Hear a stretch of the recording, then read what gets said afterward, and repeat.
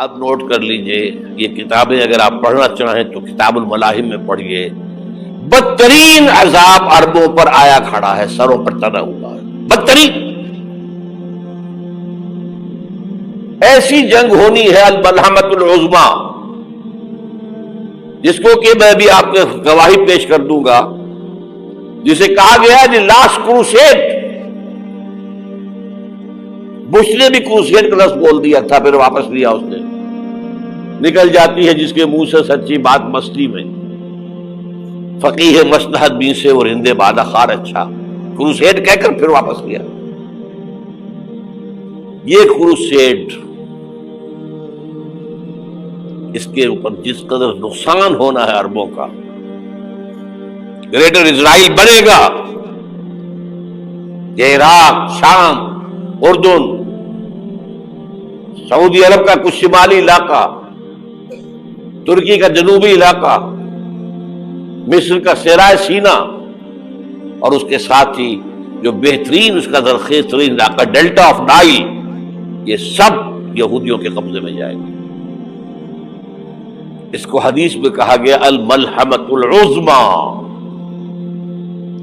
عیسائی 80 علم لے کر اے مسلمانوں تم پر حملہ آور ہوں گے، اور ہر علم کے نیچے 12,000 فوج ہوگی، 9.5 لاکھ فوج۔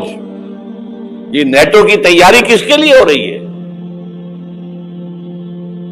جب یو ایس ایس آر کا خاتمہ ہوا تو پوچھا گیا تھا نیٹو چیف سے، اب کس لیے؟ تمہارا وہ دشمن تو ختم ہو گیا، اب ہمیں اسلامک فنڈامنٹلزم سے نمٹنا ہے۔ وہ جانتے ہیں خطرہ یہی ہے، اب اسلام ابھر سکتا ہے، مسلمانوں کے سینوں کے اندر وہ آگ ہے، اوپر خاکستر آ گیا ہے، تمہیں اٹھانا بیٹھنا، یہ اندر تو انگارہ ہے، اوپر سے راکھ ہے، اس سے دھوکہ نہ کھا جانا ان کے دلوں کے اندر۔ اور بش نے کہا تھا مسلمان چاہتے ہیں کہ ہسپانیہ سے لے کر انڈونیشیا تک نظام خلافت قائم کریں، اور میں حیران ہوا تھا کہ اس کمبخت کو ہسپانیہ کا خیال کیسے آ گیا؟ ہمیں تو کبھی آتا ہی نہیں، اب ہم تو بھول گئے، وہ تو 500 برس پرانی بات ہے، جبکہ وہاں سے ہمیں نکال دیا گیا تھا۔ اگرچہ اقبال نے کہا تھا ہے ارض فلسطین پہ یہودی کا اگر حق، ہسپانیہ پر حق نہیں کیوں اہل عرب کا؟ ہسپانیہ میں تو 800 سال حکومت کی مسلمانوں نے، اور ابھی 500 برس سے گزرے ہیں نا۔ یہودی تو ارض مقدس سے 2000 سال نکالے گئے، انہیں لا کے آباد کیا گیا، عربوں کے سینے میں خنجر بھونک دیا گیا۔ وہ چھوٹا سا ملک جو چاہتا کرتا، کوئی پوچھنے والا نہیں۔ امریکہ جیسے اپنے بیٹے کی حفاظت کرے ویسے کرتا اس کی۔ اور حضور نے فرمایا ہے وہ جنگ جب ہوگی تو ایک باپ کے اگر 100 بیٹے ہوں گے تو 99 ختم ہو جائیں گے، ایک بچے گا۔ یہ حدیث ہے، حدیث ہے صحیح۔ اور آپ نے فرمایا ویل للعرب من شر قد اقترب، عربوں کے لیے ہلاکت ہے، عربوں کے لیے بربادی ہے اس شر سے جو قریب آ چکی ہے۔ اور آج جس طرح انہوں نے ان کی تہذیب کو اختیار کر لیا ہے، دبئی جا کر دیکھیے، بدترین مغربی معاشرہ جو ہے وہ دبئی کے اندر ہم نے قائم کر کے دکھا دیا۔ اب سعودی عرب اس راستے پر بڑھ رہا ہے۔ اور اس کے بعد نمبر 2 پر جو ہے ہم پاکستانی ہیں، لیکن میں اس کے وہ پہلی بات جو کہہ رہا ہوں وہ تو یقینی ہے، اس میں تو احادیث صحیحہ موجود ہے۔ اگرچہ اس کے بعد پانسا پلٹے گا، پھر حضرت مہدی کا ظہور ہوگا، حضرت عیسیٰ کا نزول ہوگا، اور وہ گریٹر اسرائیل گریٹر گریو یارڈ بنے گا یہودیوں کا، ایک ایک یہودی قتل ہوگا اور دفن ہوگا۔ یہ بات میں ہونا ہے، میں پہلی بات فرض کر رہا ہوں۔ وہ پانسا پلٹے گا جب پلٹے گا، ابھی جو سامنے ہے وہ کیا ہے؟ جس ملحمۃ العظمی کہا حضور نے، جسے آرمیگیڈون کہتے ہیں عیسائی، आर्मगेडॉन की अगर कहीं जाकर आप देखेंगे, आप डिक्शनरी में मानी तो क्या लिखा है, a very big war which will be fought between the forces of evil and good before the end of this world. इस दुनिया के खात्मे से पहले खैर और शर की कुव्वतों के दरमियान बहुत बड़ी जंग होगी। अर्मगेदोन उसे कहते हैं अरबी में, और आर्मगेडॉन उसे कहते हैं अंग्रेजी के अंदर, और ये बाइबल की आखिरी किताब के अंदर है, जो इसमें कि मुकाशिफात यूहन्ना, रेवलेशंस ऑफ सेंट जॉन, ये तो मैं कह रहा हूं यकीन के साथ, और ज्यादा दूर नहीं है, आया चाहता है। इसलिए कि यहूदियों का और ईसाई जो कंजर्वेटिव्स है, न्यो कंजर्वेटिव्स, उनका 5 निकाती एजेंडा है मुत्तफक अलैह, जिसके तहत कि ये जंग सलीबी शुरू की गई है। तो सुन लीजिए आप। आर्मगेडॉन नंबर 1, ग्रेटर इजराइल कायम हो जाना उसके नतीजे में नंबर 2, मस्जिद अक्सा और कुबत सगरा को गिराना नंबर 3, वहां 3rd टेंपल, वो मस्जिद जो हजरत सुलेमान ने बनाई थी 1000 कब्ल मसीह में, फिर बर्बाद की थी नेबूकदनेस्सर ने, दोबारा बनाई गई, फिर दोबारा खत्म हुई 70 ईस्वी अब तक गिरी पड़ी है। उनका खाना काबा गिरा हुआ है 70 ईस्वी से लेकर आज तक। एक दीवार है वेलिंग वॉल, जहां जाते हैं, रोते हैं, पीटते हैं, मातम करते हैं, वहां वो बनेगा 3rd टेंपल। और नंबर 4, उसमें लाकर रखा जाएगा तख्त हजरत दाऊद का। ये तख्त कहां है इस वक्त? ये लंदन शरीफ के अंदर जो उनकी पार्लियामेंट का जो चर्च है, वेस्टमिंस्टर एबे, उसमें रखा हुआ है। एक पत्थर था जिस पर बिठाकर हजरत दाऊद की ताजपोशी हुई, फिर हजरत सुलेमान की हुई, फिर वो पत्थर रख दिया गया जब हजरत सुलेमान ने बनाया हैकल मस्जिद अक्सा, वहां रहा वो। हर बादशाह जो था यहूदी उसी के ऊपर बिठाकर उसकी ताजपोशी होती थी। सन 70 में टाइटस ने गिराया उसे, हैकल को, वो पत्थर ले गया, वहां से रोम गया, रोम से आयरलैंड गया, आयरलैंड से स्कॉटलैंड आया, स्कॉटलैंड से इंग्लैंड आया, और अब वो रखा हुआ है 14वीं सदी ईस्वी से आज तक। वो वेस्टमिंस्टर एबे में रखा हुआ, एक कुर्सी की सीट में उसे बना दिया गया है तख्त की शक्ल में।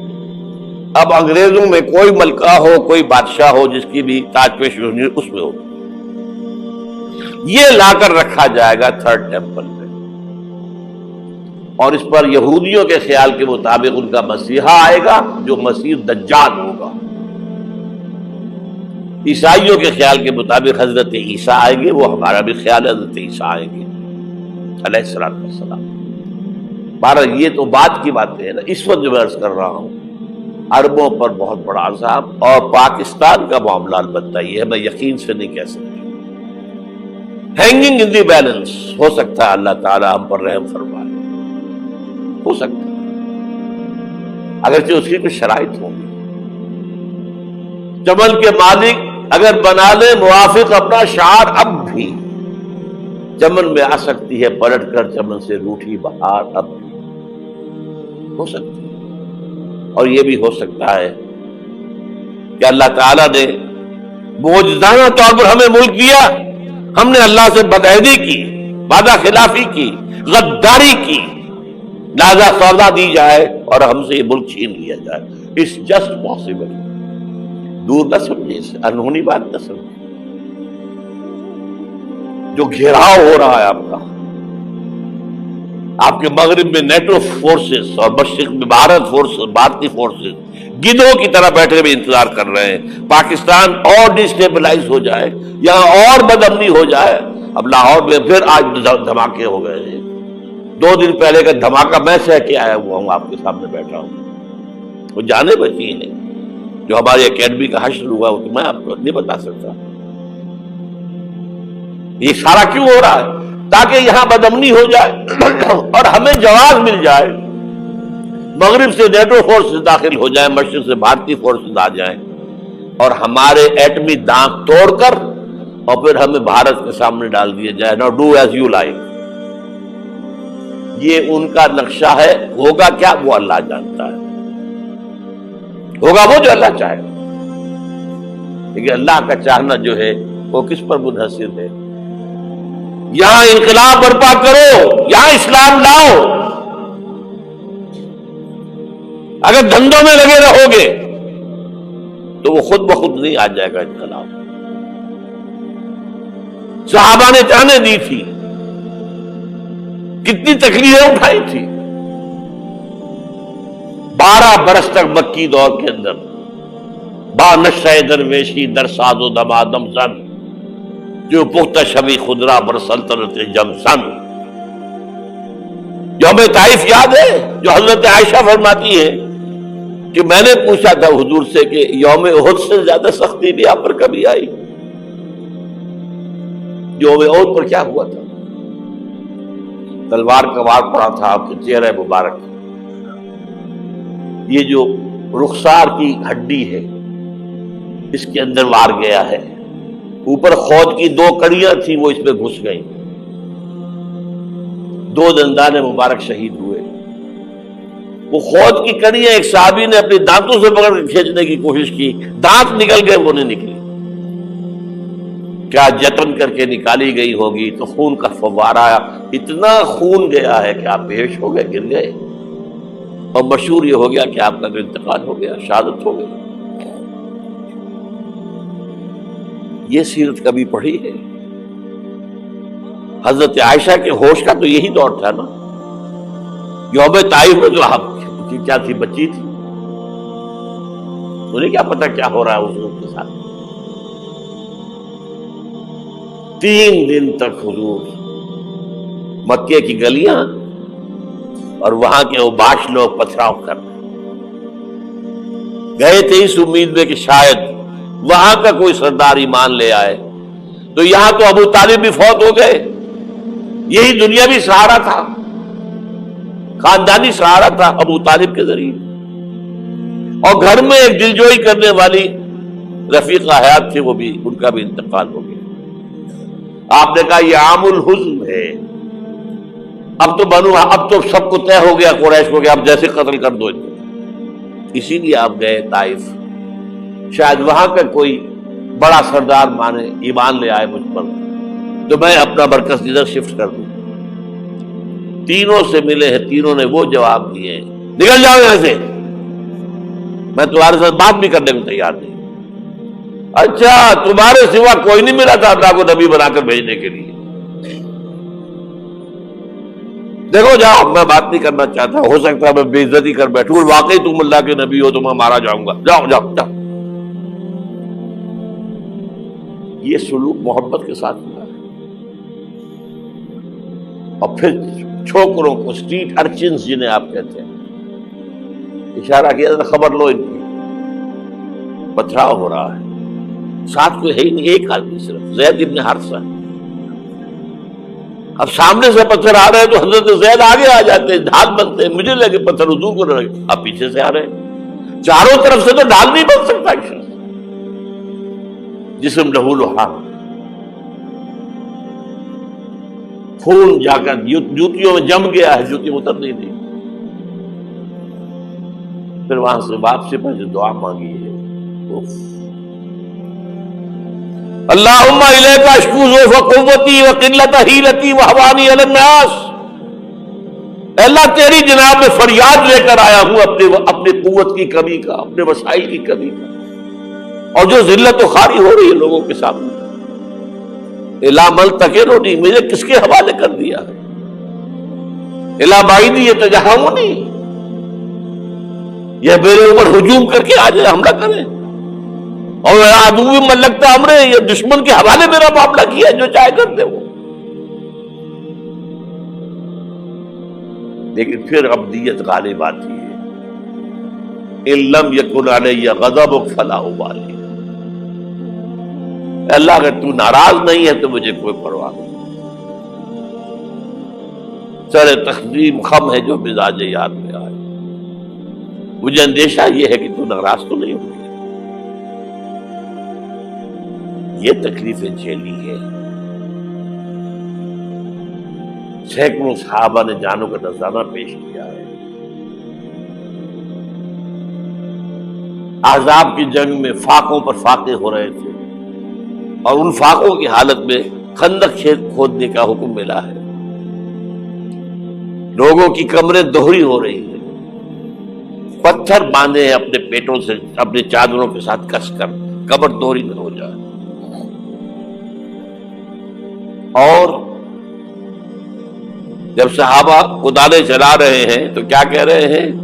نحن الذین بایعوا محمدا علی الجہاد ما بقینا ابدا اللہم لا عیش الا عیش الاخرہ. صحابہ کہتے تھے ہم وہ لوگ ہیں جنہوں نے محمد سے بیعت کی ہے کہ جہاد کرتے رہیں گے جب تک جان میں جان نکل جائے تو بات اور جان ہے، چاہے ابھی بھوک سے کمر دوڑی ہوئی جا رہی، جان تو ہے. اور ایک دفعہ کہتے تھے اللہم لا عیش الا عیش الاخرہ، اے اللہ عیش زندگی تو آخرت کی زندگی ہے.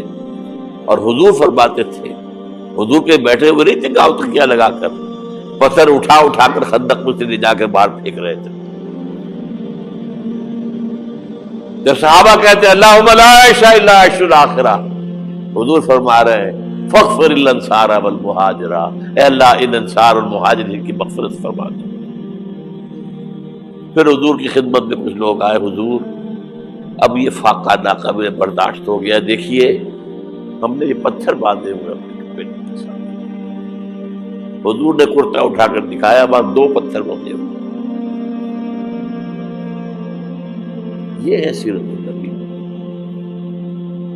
آپ کس چیز کو سیرت النبی سمجھتے ہیں؟ بہرحال اس موضوع پر میری ایک کتاب ہے منہج انقلاب نبوی، یہ انقلاب کیسے آیا تھا. اگر دل میں ذرا بھی آرزو پیدا ہو گئی ہو کہ اللہ قبول کر لے مجھے قبول کر لے اس کام کے لیے، تو وہ کتاب آپ کے لیے مسٹ